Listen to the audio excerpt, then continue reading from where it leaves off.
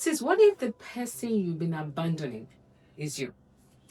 I mean, stay with me, because by the end of this video, you're going to realize that nobody is coming to save you or rescue you.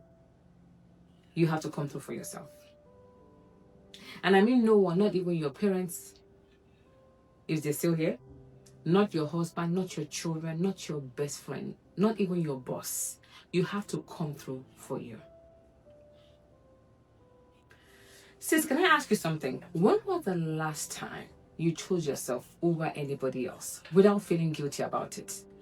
I mean, not after everybody else was okay, not after the house was clean, not after the work was completed or finished, not after the children needed you, not after you finally earned it, just because you matter to.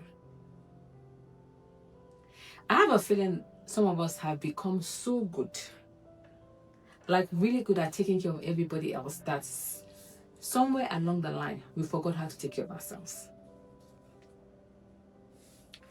And here's the heartbreaking part.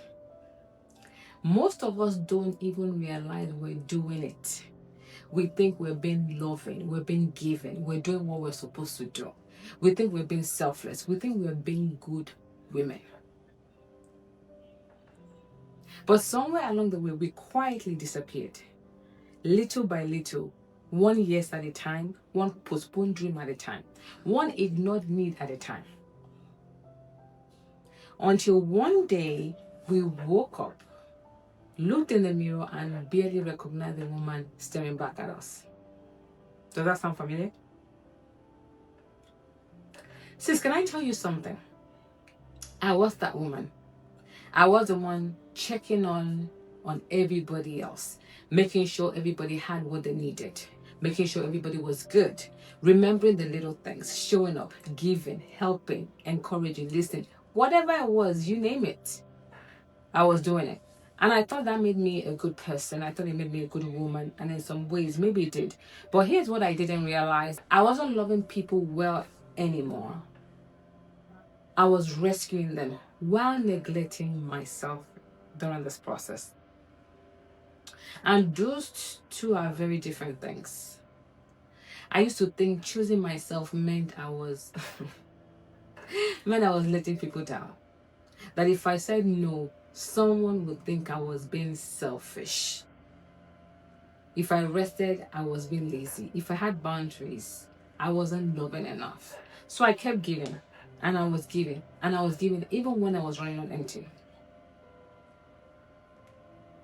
Then one day, something shifted in me, right?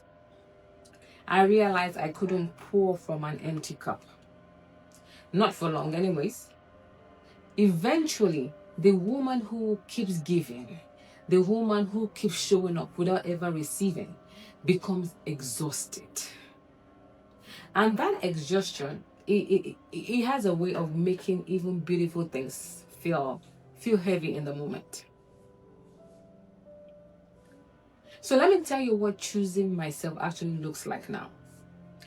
Because I don't want you to think it's some big, dramatic, life-changing thing. It's not. It's the little things. It's small. It's quiet. It's daily. It looks like saying no without spending the next 3 days feeling guilty about saying no. Sis, it looks like going for a walk, even when the laundry is still waiting or the dishes are in the sink waiting. It looks like protecting my peace, turning off the phone or putting my phone in D&D, leaving a conversation that's draining me, and not attending every single event, not explaining every decision to anyone. It looks like going to bed instead of proving how much I can handle, being the superwoman at all times.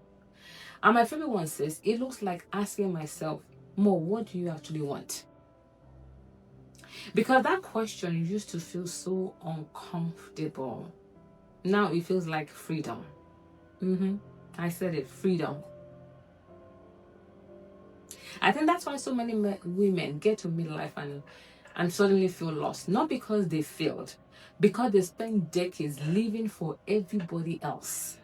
Now the children are growing up, the roles are changing, the pace is starting to slow down just enough to hear a question that you've been ignoring for so long, ignoring for years. Who am I? And who am I when I'm not taking care of everybody else? Can I tell you something, sis? That's not a crisis. That's an invitation.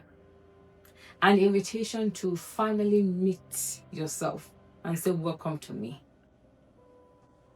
I don't think God ever intended for us to disappear inside the lives we were building for other people.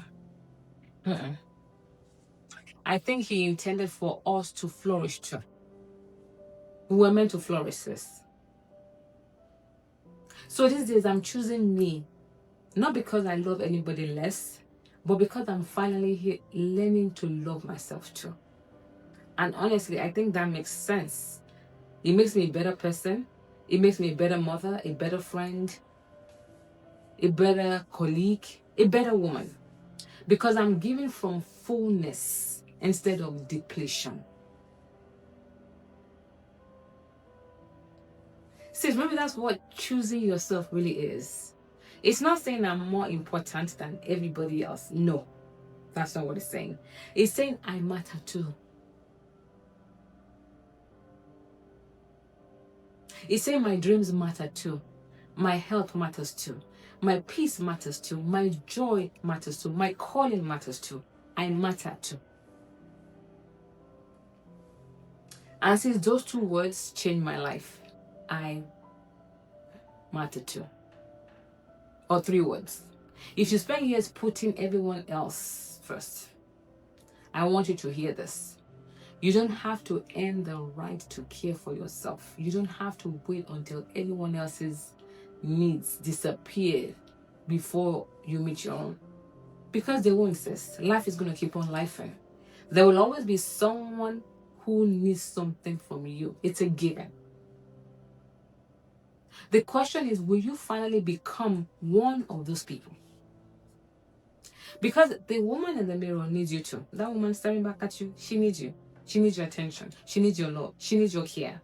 So choosing yourself didn't make me love my family less. Or choosing myself didn't make me love my family. It taught me how to stop abandoning myself. And that changed everything. If today is the day you decide to stop abandoning yourself, sis, type I'm choosing me too in the comment section. Not because you have it all figured out, but because every beautiful life begins with one courageous decision. Just one. And that's to stop living at the bottom of your own list. This is Sisterhood with Dr. Mo, a place where women stop waiting for permission and validation and start becoming the women we were always meant to be. Thank you so much for watching. Until next time, stay healthy.